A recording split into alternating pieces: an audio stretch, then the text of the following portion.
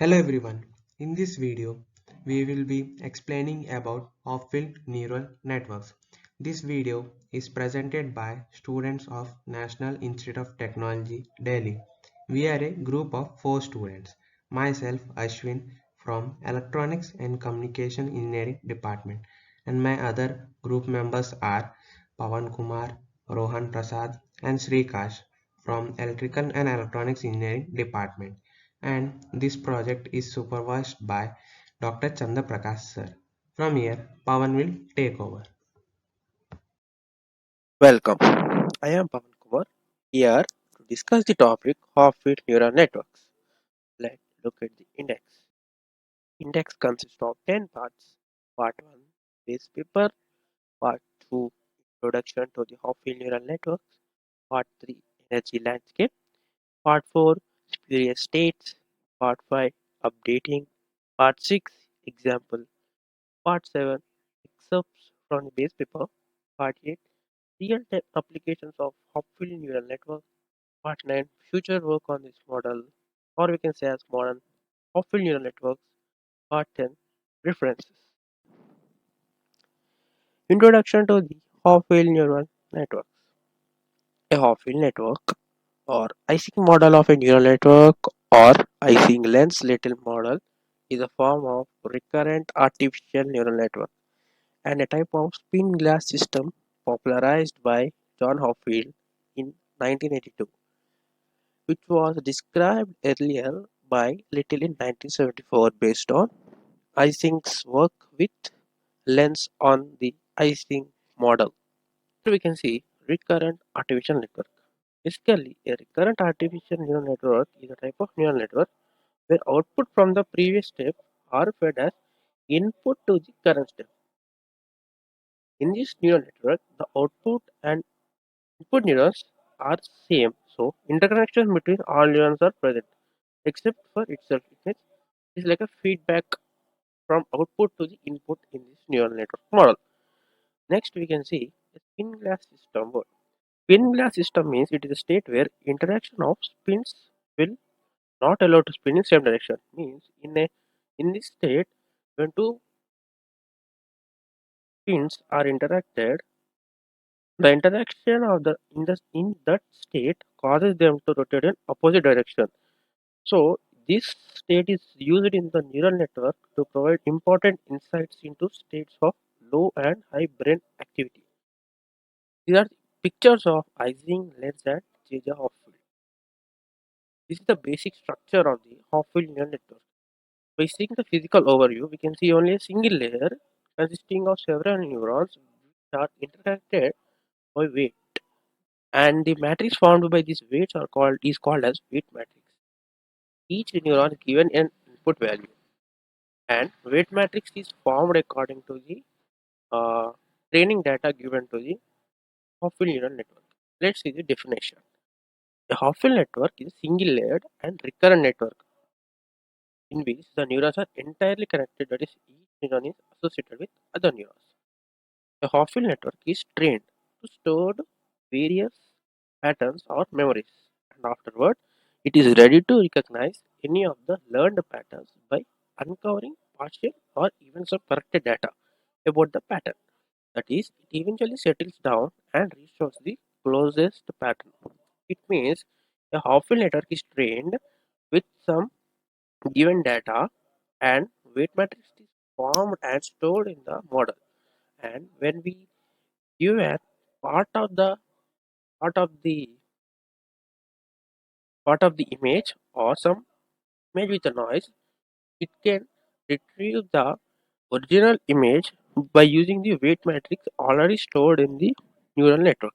Thus, like the human brain, the Hopfield model has stability in pattern recognition. Types of Hopfield neural networks. There are two types of Hopfield neural networks: discrete Hopfield neural networks and continuous Hopfield neural networks. A discrete Hopfield neural network, which operates in a discrete line fashion. In other words, it can be said that the input and output patterns are discrete vector, can be either binary or bipolar in nature. Continuous half-field networks.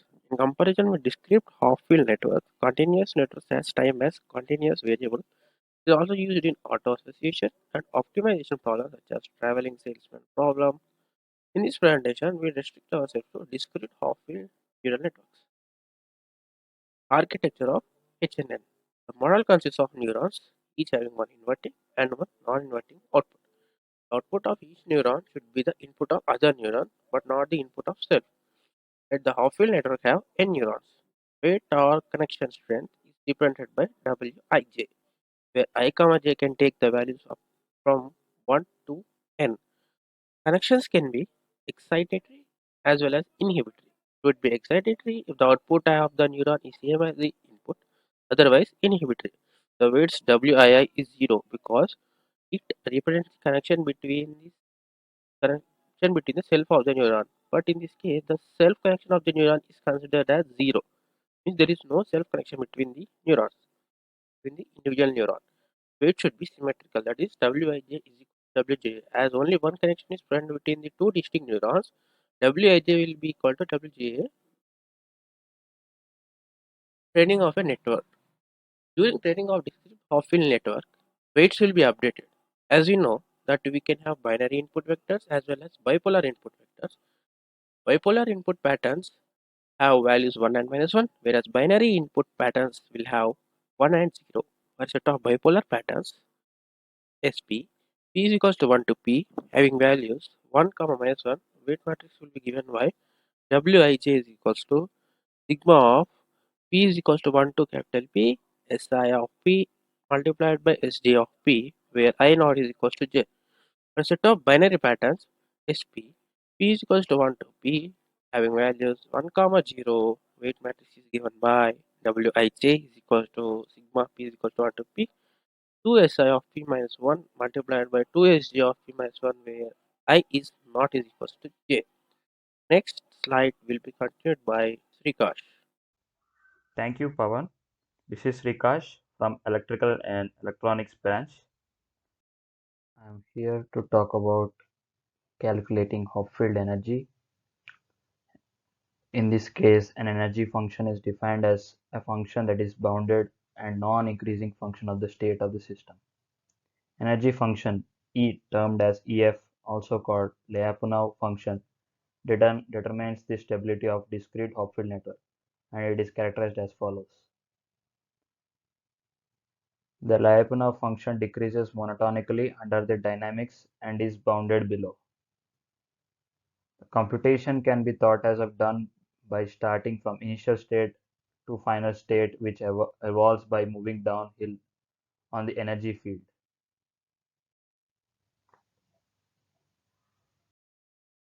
Understanding the Lyapunov function. If the connected neurons fire together along and the weight is positive, the energy decreases because they fire together and the energy sign here is negative.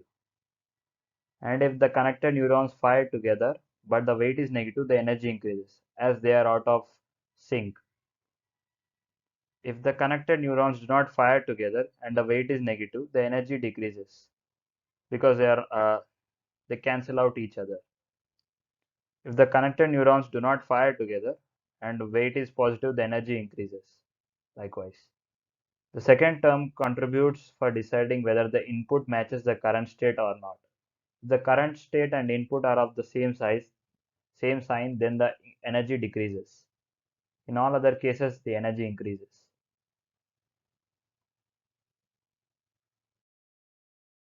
So, as shown, energy landscape. The patterns of the network that used for the training are called retrieval states, also called as the attractors of the system. The figure above is the energy landscape of a Hopfield network, highlighting the current state of the network up the hill, which is shown here, and an attractor state which it eventually converges to a minimum energy level, shown here, and a basin of attraction given in the diagram. While updating the Hopfield network, it evolves in the direction of decreasing energy, as shown. Spurious states. Repeated updates of the network would eventually lead to convergence to one of the retrieval states. However, sometimes the network will converge to a spurious pattern, which are actually different from the training patterns. Spurious states correspond to local minima on the energy curve, which do not represent the state of maximum stability. They are more like local stability points. A spurious state can also be a linear combination of odd number of retrieval states. Updating. There are two types of updating the nodes in the Hopfield network. One, asynchronous. Only one unit is updated at a time. This unit can be picked at random or a predefined order or sequence, which can be imposed from the very beginning. 2. The synchronous update. All units are updated at the same time. This requires a central clock to the system in order to maintain synchronization.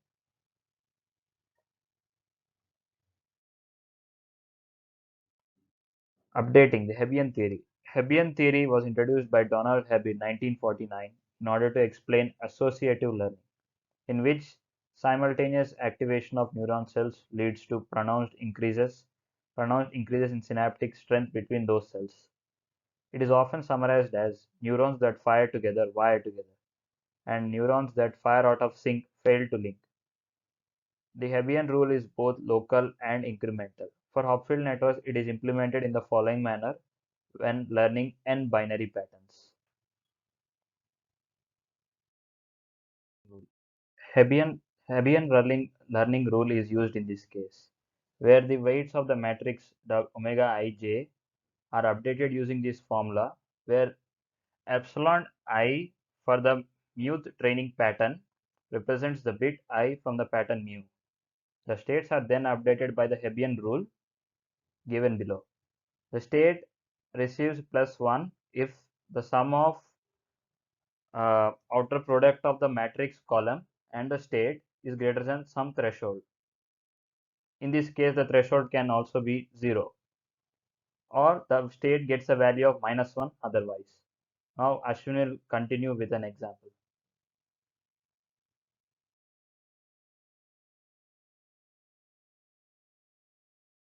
Thank you, Srikash.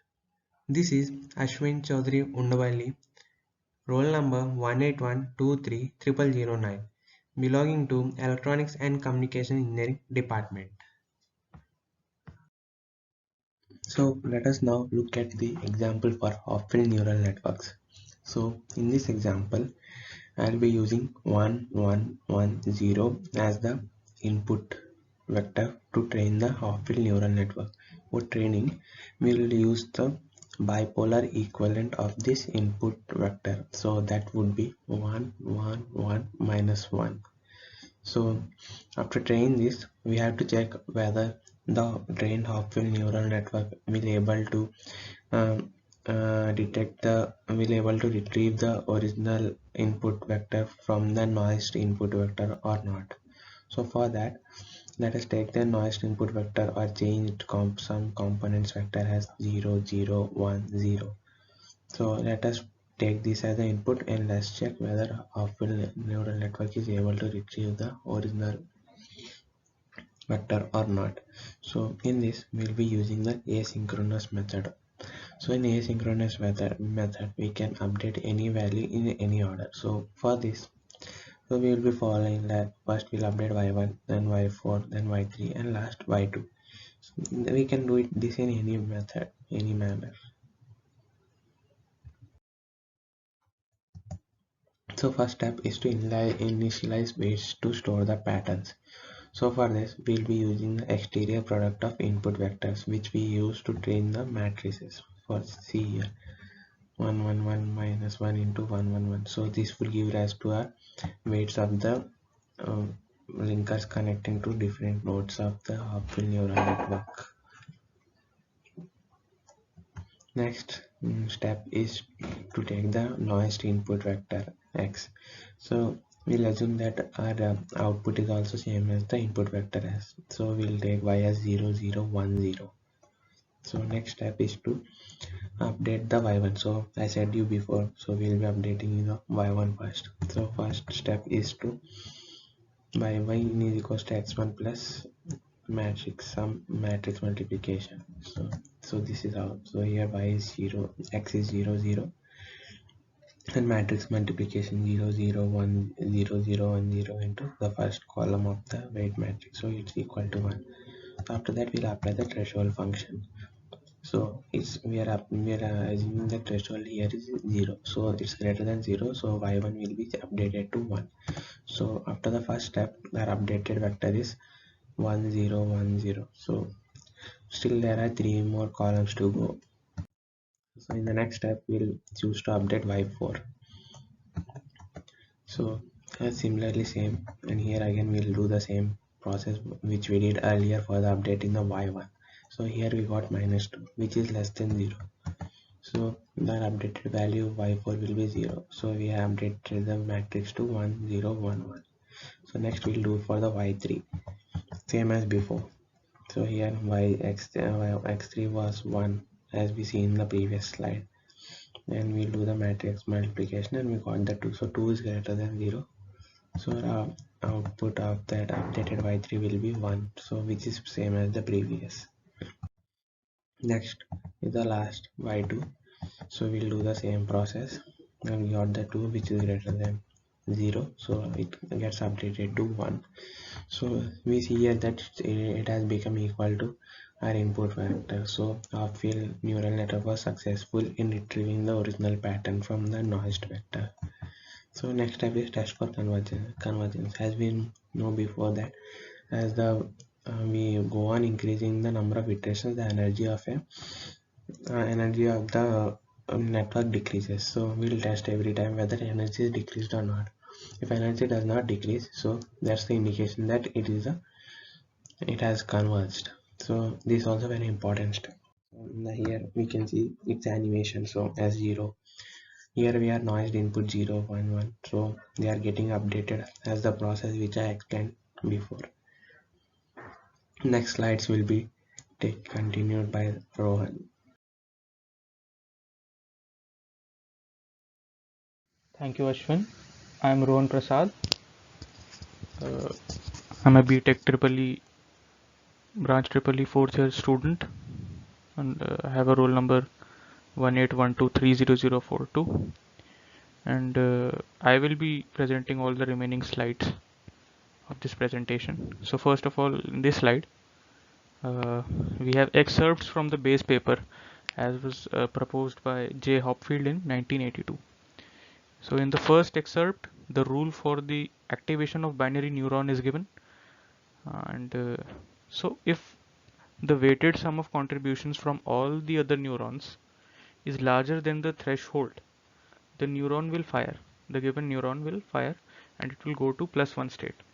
Otherwise it remains off. It remains in 0 state, and I think this rule has already been discussed previously in this presentation. Next we have the information storage algorithm, which is the same as the training rule for the Hopfield neural network. It is very similar, and the Hebbian weight update rule is applied to our Hopfield network for updating the weights, and it is the sum of all Hebbian contributions for all the n states or n patterns which the network wants to learn. So here is the formula for that algorithm.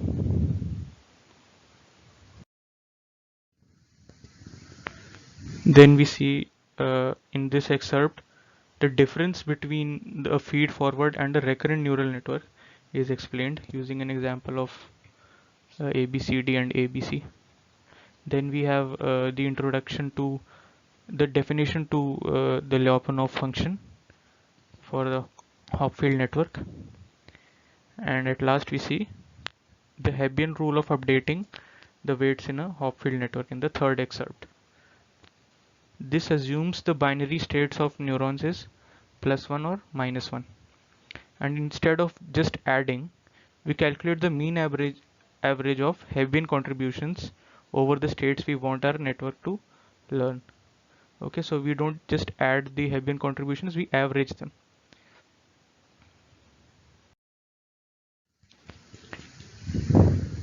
Now we discuss the real-time application of Hopfield networks. So first is the denoising of images. In this video you can see we have created a 100 neuron neural network, and now we are adding patterns to this neural network. So these are the patterns it is learning. These patterns, these are stored. B, F and A are stored.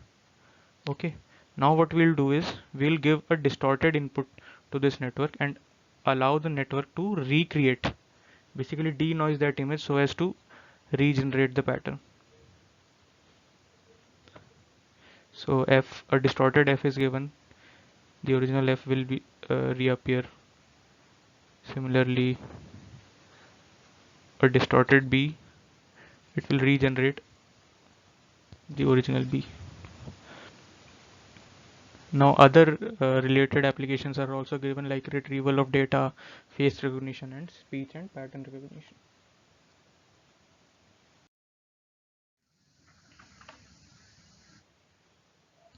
Okay, so now this is how the retrieval process works. So basically the neural network is trained with a smiley face, a happy face, and it learns that happy face. Okay, and whenever a distorted version of that face is given, it will very easily regenerate that face. So this is how the retrieval works. It recognizes the pattern and HNN regenerates the stored pattern from it. But sometimes this method can fail. The network fails to identify the correct pattern if the distortion is too much to handle. Okay, so what it will do is it will generate a spurious pattern. It will generate a pattern which is not even inside inside the neural network, or it what it can do is generate some other pattern which was not even expected. So even that can happen. So it is not a foolproof method, but it works 90 to 95% of the times. Next we have the face recognition application. So it is based on the similar ability of regeneration of data. As you can see, when a distorted face is given, it will recognize the original face which is stored inside the neural network. Now we will talk about the future work that has been done on this model, and which is related to modern Hopfield neural networks. So what happened is that very recently Krotov and Hopfield introduced modern Hopfield networks.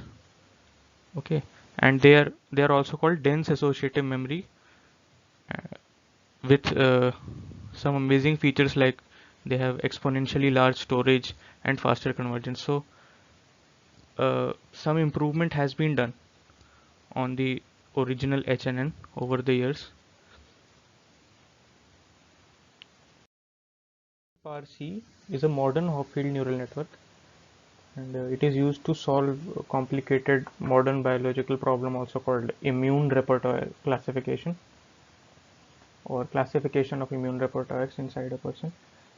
Immune repertoire classification basically involves predicting the immune status of an individual by using the data of a large number of immune receptors of the same person. Now, this of course requires enormous computational power and memory, and requires speed. So what we have done recently is we have employed modern Hopfield network called DeepRC in order to solve this problem. Okay, so it models this problem and solves this problem, and it is believed that uh, immune repertoire classification will help in development of modern vaccines and therapies. Also, one thing of significance is that DeepRC outperforms all other methods when deployed for this particular task. So it is a natural choice to use DeepRC neural network for immune repertoire classification. DeepRC consists of three main components. First of all, a sequence embedding neural network, and it helps supply fixed size sequence representation as well. So it can be a 1D convolutional neural network or long short term memory. Second part is a Hopfield layer part.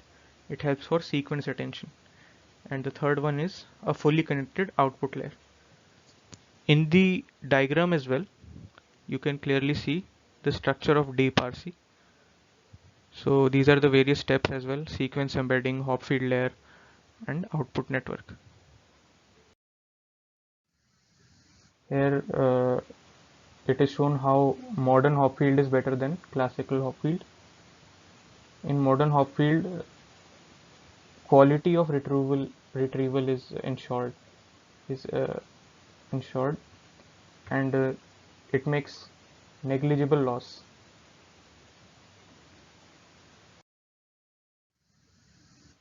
So we are at the end, reaching the end of our presentation, and here are the references for all the stuff that is used to make this PPT. And I would like to take this moment to thank all our viewers. Also, I would like to thank my group members, Ashwin, Pawan, and US Shikash. They were the presenters before me. A special mention of thanks to our professor Dr. Chandra Prakash as well.